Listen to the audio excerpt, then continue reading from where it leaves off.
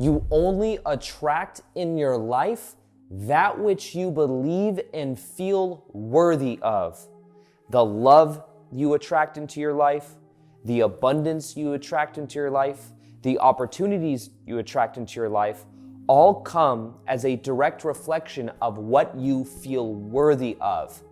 Now, this is one of the biggest blocks for people when it comes to attracting more abundance, to attracting love, towards attracting opportunities.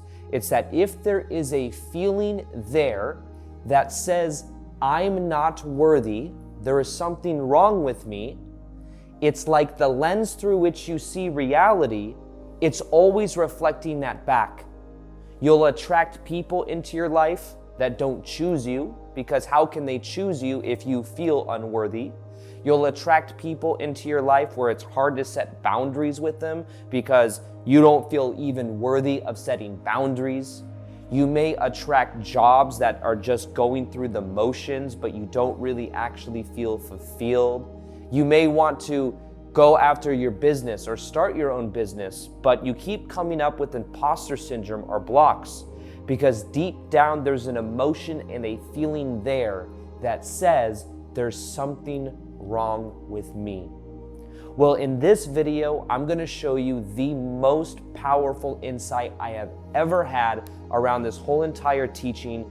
It is something that has allowed me to open up my heart more, to feel more worthy, whole, and complete, to attract more love, more abundance, more money, more fulfillment in my life, more opportunities, higher caliber people that I enjoy being around. It changes everything when I show you exactly how you can heal this energy from the inside out so that you finally start to feel worthy of love, abundance, and the opportunities that you want to attract in your life.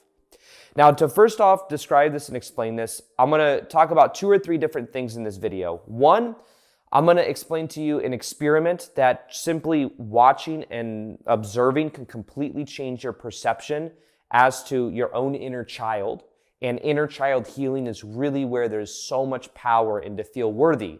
Because ultimately, there's a part of yourself that is in a way stuck in the past, that feels shamed, that feels like there's something wrong with me.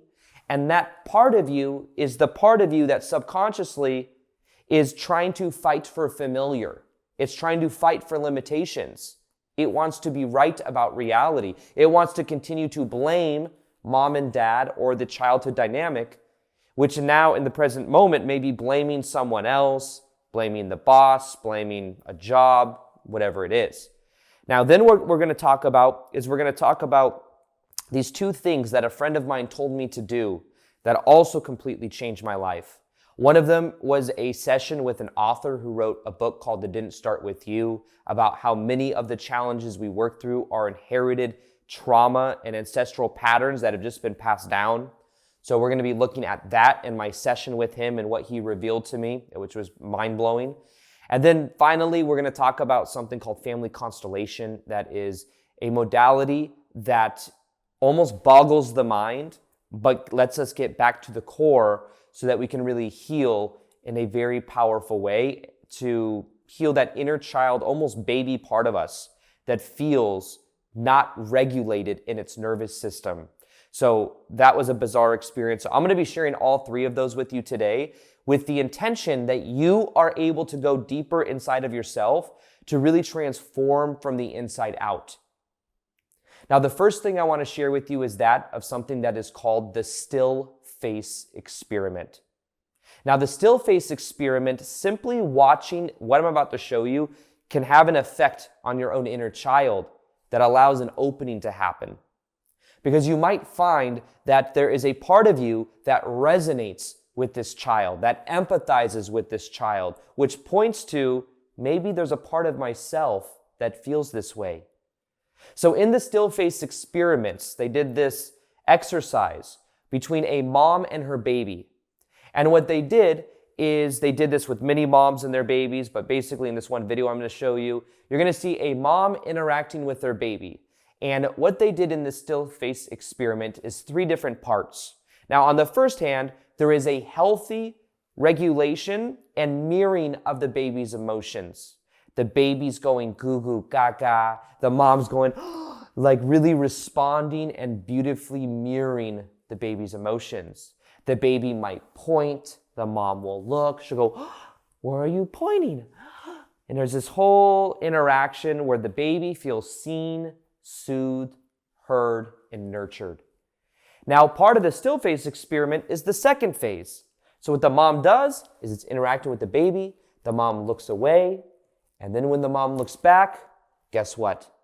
The mom has a still face. No expression whatsoever. Now, the baby is at first a little bit confused. The baby's like, what the heck is going on? Why is mom not here? So the baby's still kind of playful for a moment, but then the baby tries to get mom to come back. So the baby does what are called protest behaviors. The baby may scream, may shriek, may try to bring mom back, and mom still has a still face. No expression whatsoever. So the baby continues to get more uncomfortable. The baby then points because mom will normally look. Mom doesn't look. Mom has a still face. So then what happens is the baby starts to go into a very uncomfortable position where eventually the baby is crying, feeling so uncomfortable because the mirroring of the emotions isn't happening. Her attunement to the nervous system is beginning to get more and more uncomfortable. And then eventually the baby tries turning around in her chair because what she is witnessing is so painful to watch that she can't even bear the sight of it. So the baby's spine contorts and she tries to turn around.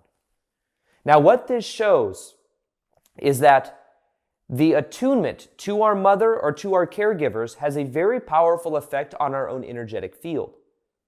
Now, what it also shows is that there's this hypersensitivity to that of mom and dad.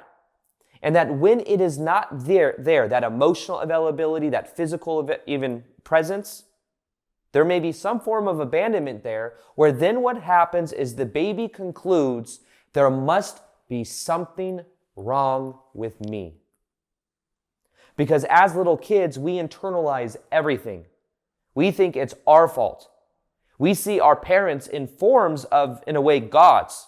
They're gigantic compared to us. They're the ultimate source of authority, and our survival completely bases off of them. So if they aren't meeting our needs in some way, we assume there must be something wrong with me. We completely internalize it. And part of the healing of this process is us nurturing that baby that you just saw. That baby inside of yourself. Of nurturing, seeing, soothing, hearing, and really being present with that part of yourself that feels that it's internalized that inside. Now, the third part of this experiment is the mom comes back. The mom re-soothes the baby's nervous system. The mom comes back and begins mirroring it again, holds the baby. The baby, after a moment, feels relaxed and soothed and healed. Now, what's interesting is many of us may have had some form of that second part of the still face experiment. However, we may have never had the third part, which is the reintegration with the mother energy. So towards the end of this video, I'm going to share with you something that you can use, that I'll literally give you, that will help you to completely reconnect to that energy inside of yourself. It's one of the most powerful meditations I've ever created. It includes live music. It is a powerful re-emergence with that divine mother energy. And I'll actually link it below, but basically it's in the High Vibe Tribe. It's a free community I have. I'm putting in something called High Vibe 101, which is a $1,000 course for free.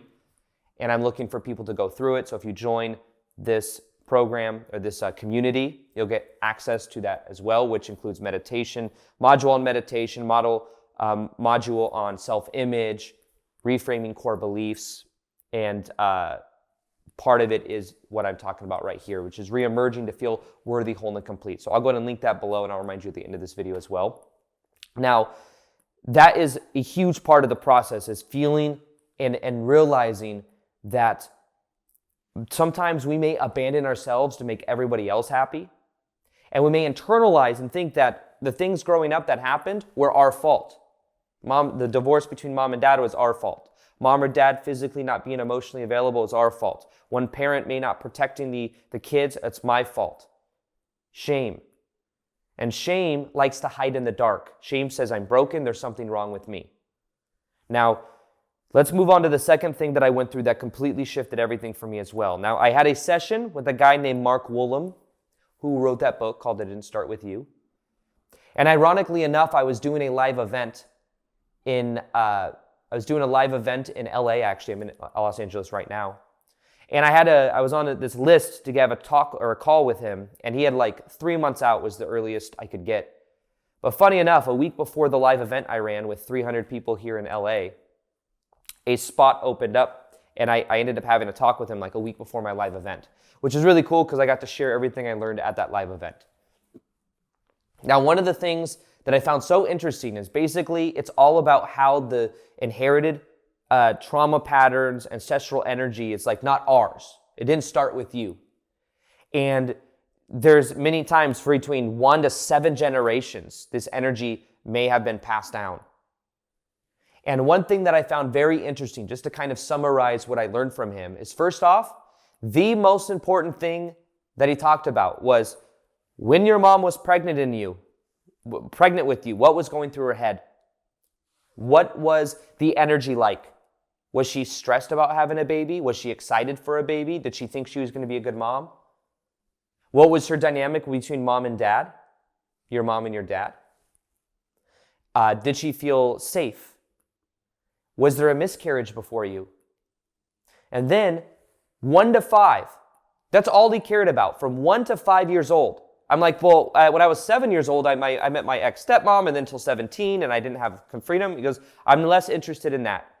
Between 0 to 5 years old is when the patterns to your nervous system are set. And based on what happens there, that has a very powerful effect on your energy and the pattern that you create within different relationships in the future. So it was very interesting as we walked through what was going on in my life between 0 to 5 years old. Now, a couple things that I noticed was, one, that my mom, when I was 1 to 2 years old, my mom's dad passed away, who she had a lot of unresolved stuff with because she ran away from home when she was 12 years old. So when her dad passed away, it brought up a whole bunch of stuff for her. She told me she didn't sleep for like weeks and eat, and she was just kind of depressed. So imagine I'm 1 or 2 years old, and my mom's going through this because her dad just passed away, and she just losing a whole bunch of weight, not eating. Imagine what kind of expression is maybe on her face. And of course, she's doing the best that she could. However, that helped me understand more of 1 to 2 years old, how maybe that attunement was. The feeling of, my mom told me eventually, I said, what was I like as a baby? And it was like a baby toddler. She goes, well, you were very quiet. You were very like intuitive and observant and quiet. And I thought that was interesting. I was like, really? Me? I was really quiet? Now, when I was 2.5 years old, my brother was born. And when my brother was born, he had asthma, and he was always in and out of the hospital. And there was this energy where my mom was extremely worried about my brother almost all the time. So he got a lot of natural attention because also he was sick. So what happened though, when I was 2.5, 3 years old, is there was also a feeling of the energy, which was on me, is now all of a sudden completely gone and preoccupied with my brother. And what happened was there was a feeling, an internalization, that there must, as kids, we don't understand, okay, someone's sick, someone needs to go to the hospital. There was also an energy where there was a certain amount of like almost drama with bringing my brother to the hospital and him being sick. And there was like certain like type of attention that came with that. My dad was telling me, my dad told me about this. There's like a name for it, but it's like basically getting attention from someone being sick. And my brother naturally is really able to receive attention. And it's interesting because growing up, even after, my brother was healthy, I always felt kind of guilty about getting any attention at all. And I would just kind of give it all to him. I would not want him to feel small. I would kind of deflect my own, like I'd be afraid to shine because I'd be afraid that he would feel small because I felt like he needed the attention because he was so used to it. So interestingly enough, when I was 2 or 3 years old, that happened. There was a feeling of, once again, there must be something wrong with me. And then you move up to 5 years old, And that's when my parents divorced. So there was also kids, many times parents divorced because there's something wrong with me. Maybe if I was better, they would have stayed together. So just up until 5 years old, those are different things that would happen. Now, another thing that he said was very important that I was completely kind of putting to the side is he said, when my parents divorced when I was 5, and I'd go to my dad's house for 6 days, and I'd come back to my mom's house for 9 days in the beginning. And he said 6 days is way too long to be away from your mom at 5 years old. The attunement to your mom energy, even though it was the divorce, I didn't really have control over it, but he said that's a big deal. So basically, a big part of the healing here was, once again, becoming aware of the different patterns and the different energy dynamics that were there. And then we became aware that these same energy dynamics, by the way, from 0 to 5 years old, were almost the same exact energy patterns that were in my mom's life and my dad's life in their own way, just passed down. So once again, a huge part of the healing is in the awareness of the patterns and then realizing that the patterns are not you. They're not even yours. So there's a new attunement that comes when you learn how to retune your own nervous system to that of feeling safe, soothed, nurtured in the present moment, which at that meditation I'm talking about will help you to do that. And also having empathy for that little inner child. Now I can imagine my inner child from 0 to 5 and being present with that version of myself. And it's going to be okay. Just being present, listening to that inner child part of me. Now the third is probably one of the most powerful experiences that I've ever had. It's called family constellation therapy. Now, it's also connected. It talks about this in that book by Mark Woolham. But family constellation therapy is kind of bizarre, honestly. Basically, what happens is it's a German process that has to do with people reenacting parts of your childhood pattern, familiar dynamics in front of you without them knowing anything about you. So what you do is I went to this place, and what we did is there was that of 4 or 5 volunteers that are certified in this family constellation therapy. One woman that was leading it, that was an expert at it, this German lady. I went to Sedona to do this. And basically what happens is I go into the living room at this person, and there's 4 people there, and then 5 including the leader, the person that's facilitating it. And what she does is she has me pick different members of my family to play different dynamics out. So we did my mom's side of the family. And here's the thing. I know a little bit about my mom's side of the family, but not a lot because she ran away when she was 12. And they said it doesn't matter because the energy is within your energetic field. And that's what people are picking up on that are playing out, kind of channeling this in kind of a non-woo-woo way. It's not like people like channel, like it's just an energy dynamic that plays out. So first off, there was one person there that looked so similar to my mom energetically. And the lady knew too that I was going to pick her to be. She specifically called this person to come because she knew energetically, because I already had kind of a one-on-one session with her, that she'd be my mom energy, play my mom energy. So this one lady played my mom. Someone played her dad, my mom's dad, my grandpa that I never met. And then my grandma, that's my mom's mom that I never met. And then someone played me. And it was this 70-year-old guy that played me. And then what they did is they spent a couple minutes getting in state. And they go and they just kind of walk around. And then they start, without knowing anything about my family, by the way, without knowing anything about me or me, no story, no context, they just start to play this energy out. And it was very interesting. So someone is playing me, and someone is playing my mom, and someone playing my grandpa and grandma. And I became aware of so many patterns I wasn't aware of. That made sense, but I was like, oh, wow. Now, one of the interesting ones is, at one point, the 70-year-old guy that was playing me went up to my mom, and my mom, she was like, the person playing my mom was very uncomfortable, was very like, didn't feel safe. She went through a lot of stuff when she was younger. So it was like this energy of like her just kind of inwards, kind of being in her own head, like not feeling safe, like kind of moving away like this. And then what happened is that the little me came and it was like, like trying to get mom's attention. And my mom was just kind of like this, like in her head going into her process. And this is just to play out the energy dynamics. Well, then what happened is that version of me, that 70-year-old guy, walked away a little bit, and then he came back again, and the same thing. Mom was still like in her process. And like the third or fourth time he came over, eventually he just said, screw it. Screw it. And then he went and he started playing. Now, what was interesting about this is he said afterwards, there was a debrief of it after all this. And he said, eventually, I just said, screw it. And I said, I'm just going to get really busy with my own stuff. Which is interesting to me because I've had a pattern in the past where it's like the way that I like feel worthy and enough is I focus on doing, taking action, making lots of YouTube videos, helping people, doing live events, going to the gym. Like he's like, I just wanted to stay as active as possible, which is interesting because there's like, I realize sometimes I don't really slow down. It's like I go, go, go, go, go, success, success, success, just trying my best to like stay busy. So that was a big insight. But the biggest insight was I became aware of certain pattern dynamics between my mom and her dad, and I won't go into that because it's pretty personal for her and the family. However, at the end, what we did is I laid on the ground with this